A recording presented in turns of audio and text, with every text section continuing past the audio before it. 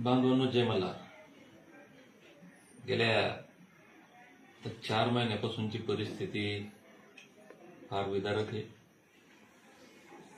16 दिवसाचं उपोषण, त्याच्या अगोदरचे 4-5 दिवस वेगळ्या टेन्शनमध्ये, 16 दिवसात तब्येत खराब झालेली, तेव्हाही आराम न करता संपूर्ण राज्यभर फिरून प्रचंड तणाव, झोप नाही, जेवण वेळेवर नाही, तब्येत डाऊन होती. पण जर लढाईच्या मैदानात उतरलो आणि सेनापतीनं जर म्हणलं की मी थकलो किंवा तब्येत ठीक नाही, सलाईन लावून बसलो, तर ते योग्य होत नाही. म्हणून मी हे ढकलत चाललो होतो. म्हणलं एकदा 21 जानेवारीला गेलो मुंबईच्या आझाद मैदानात, काय व्हायचं ते होऊ दे, आजारी पडतो काय मरतो काय. एकदा म्हणलं या महाराष्ट्रातला धनगर जागा झाला पाहिजे, पेटला पाहिजे. म्हणून मी शांत नव्हतो. दुर्दैवानं 17 तारखेला जर आम्ही इथून बाहेर पडलो असतो तर एक फार मोठा इतिहास घडवण्याच्या दिशेनं आपण चाललो होतो. हे 2-3 दिवसात पोलीस खात्याचं टेन्शन, म्हणजे पोलीस खात्याचं म्हणण्यापेक्षा हे सरकारचं टेन्शन आहे. पोलिसांमार्फत दबाव, हे सततचे फोन, हा सगळा ताण. 2 दिवस झाले मला बोलता येत नव्हतं. अक्षरशः मी कसा बोलतो हे माझं मला माहिती आहे. 17 तारखेचं सगळं ते सगळ्यांनी पाहिलं आणि थोडस दुःख वाटलं की ज्या ताकदीनं राज्यभरातून 17 तारखेला समाजानं निषेध व्यक्त करायला पाहिजे होता, संताप व्यक्त करायला पाहिजे होता, तो केला नाही.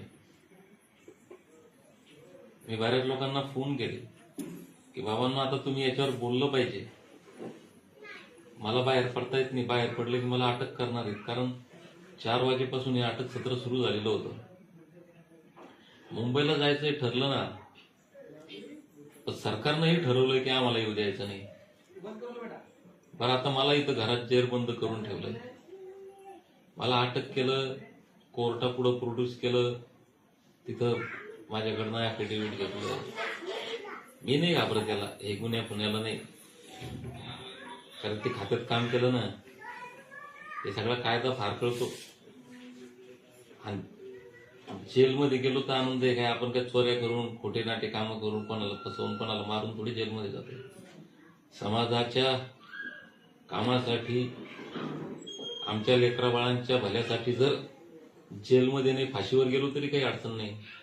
ते नशिबाचं मरण आहे, नशिबाचं जीवन आहे. आता दुर्दैवी अवस्था आहे सध्या. तर काही गोष्टी ज्या मनाला पटत नाही त्या कराव्या लागतात, मनाला पटत नाही त्या बोलाव्या लागतात.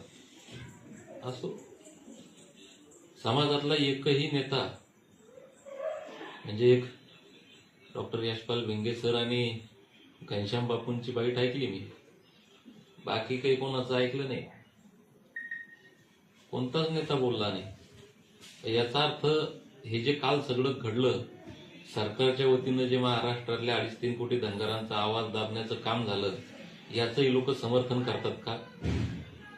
बरं, बोलणारे त्यांना काही प्रश्न विचारत नाही, माझ्यावर शंका उपस्थित करणारे महाभाग आपल्या समाजात आहे.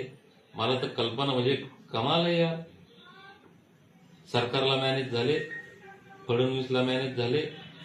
अरे हुशारांनो, फडणवीसला मॅनेज झालं तर फडणवीसला एवढं करायची गरज आहे का? रात्री 11:30 वाजता कर्फ्यू लावणं, राज्यभरात हजारो लोकांना नोटिसा देणं, रात्री 4 वाजतापासून धरपकड करणं, हे फडणवीसला मॅनेज झाल्याचे लक्षण आहेत का? रे काय विचार केवी ती झाल्यानं तुमच्या बुद्धीची. आणि मला खरंच चीड येते या गोष्टीची. माझ्यावर जर कोणी संशय घेतला तर खरंच चीड येते. अरे हुशारांनो, सेटलमेंट करायची, मला हे करायची, काहीच करायची गरज नव्हती. जमान्या अगोदर सेटलमेंट पाया पडू राहिली सगळी माझ्या. तर काय करायचं, मर्डर बांधून देणार आहे का? पैसा, पद, प्रतिष्ठा. अरे मी या सगळ्या भानगडीसाठी जगतच नाही. माझं जीवन वेगळ्या ध्येयानं प्रेरित होऊन जगतो मी.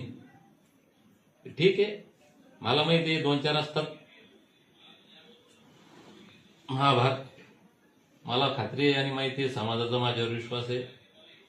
तर कुठंतरी समाजाचा हालाडा कमजोर करण्यासाठी अशा पद्धतीनं कुरापती करणारे समाजात काही आहेत महाभाग, त्यांच्याबद्दल जास्त बोलणं नको.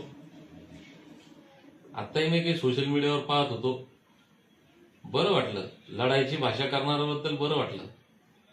पण ती लढाईची भाषा करत असताना तुम्ही दीपक बोर्डाला नाव ठेवतात, हे वेदनादायी आहे थोडंसं.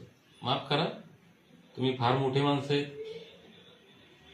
मी छोटासा माणूस आहे, तुम्हाला माझ्याबद्दल बोलण्याचा अधिकार आहे. पण मला नाव ठेवता तर मग तशी बाकी समाजाच्या नेत्यांची नावं घेऊन नावं ठेवा ना. त्यांना विचारा ना पहिले की 17 तारखेला दीपक बोर्डाला अटक झाली, तुम्ही रस्त्यावर का नाही आले? तुमची डेअरिंग रस्त्यावर का दाखवली नाही तुम्ही? आज काय डेअरिंग करता? 17 तारखेला डेअरिंग दाखवायची होती.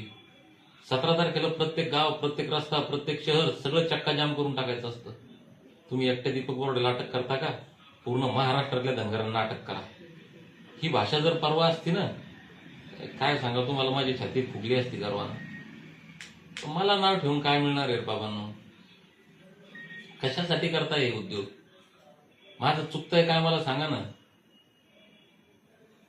अरे मी इथं बसलेलो आहे, माझ्या चारी बाजूंनी पोलीस आहेत, बंदुकी घेऊन हातात आहेत. मला इथून घराच्या दरवाजाच्या बाहेर पडता येत नाही. काय गप्पा मारून नसतं होत.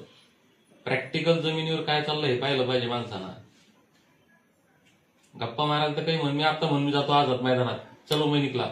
अरे होणार आहे काय? मला जाऊ देणार आहेत का तिथं? गनिमी कावा, कसला गनिमी कावा आहे का काय? आता तो जमाना गेला. आता मोबाईल आहे, कॅमेरे आहे, भानगडी आहे, सगळं आहे. काय आता हे मला बोलायला लावता गड्यावर? मी कोणाला नाव उमेद नाही करत, निराश नाही करत. स्वागत आहे ना, जा बाबा तुम्ही उद्या मुंबईला, माझी काही अडचण नाही. ज्याला जायचं त्यानं खुशाल जा, मी काहीच नाही म्हणत. माझी भूमिका मी उद्या रात्री याच्यावर निवांतपणे बोलाल. आता आज मी नेमका हे थोडंसं मनाला वेदना झाल्या म्हणून बोललो. कोणाच्या भावना दुखावल्या असतील तर माफ करा. दिवसभर दवाखान्यामध्ये होतो, आत्ताही घरी आलोय, घरी सलाईन लावलेली अजून. पण हे थोडंसं मला बोलायचं नव्हतं, कारण बोलण्याची मानसिकताच नाहीये माझी काही.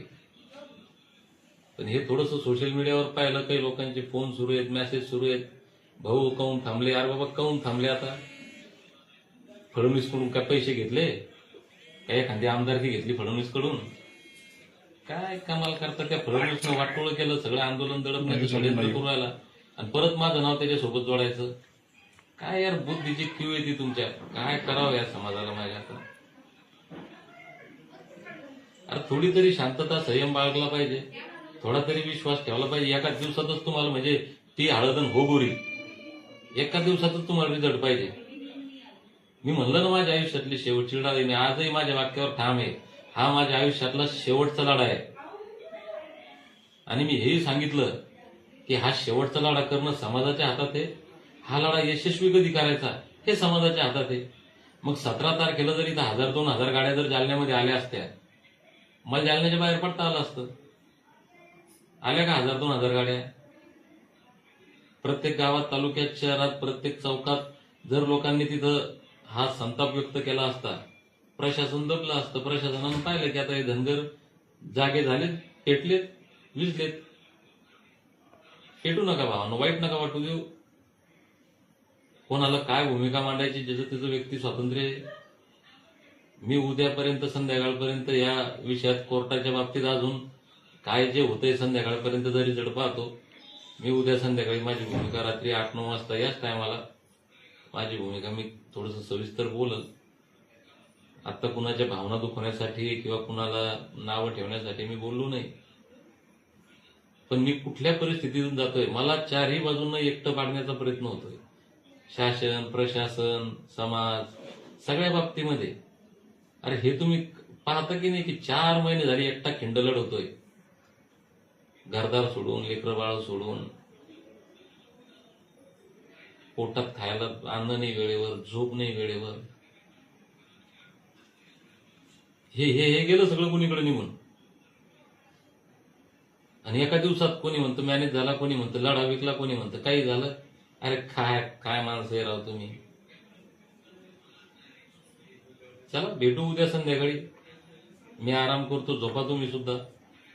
ज्याला काय करायचं ते करायला मोकळं. मी माझी या लढ्याविषयीची लढा शेवटचा आहे आणि शेवटच्या श्वासापर्यंत लढणार आहे. दीपक बोराडे सहजासहजी थांबत नाही. ठीक आहे ना, 21 जानेवारी 2026, 21 जानेवारी 2027, 21 जानेवारी 2028, 29 पर्यंत लढणार. कारण तसं या फडणवीसला आणि मोदीला काही भीती वाटत नाही आपली. हे जिल्हा परिषद आणि पंचायत समितीने याच्यात काय त्याचं वाकडं नाही होत. हे कार्यकर्ते आहेत मारणारे खाली, त्याला भीती लोकसभेची विधानसभेची.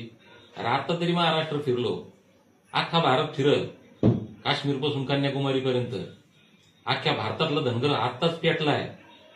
महाराष्ट्रातल्या जालन्याच्या आंदोलनात क्रांती घडवली. ही क्रांतीची ज्वाला 29 पर्यंत घेऊन जाईल, सोडणार नाही तोपर्यंत. तुम्ही माझ्यासोबत राहा, विश्वास ठेवा. दीपक बोराडे कुठल्या प्रलोभनाला मरणाच्या भीतीला भीतच नाही दादा. कसल्याच आमिषाला बळी पडत नाही. त्याच्यामुळं समाजात जे काही हुशार आहेत ना अति, यांच्यापासून थोडंसं सामान्य लोकांनी वाचून राहा.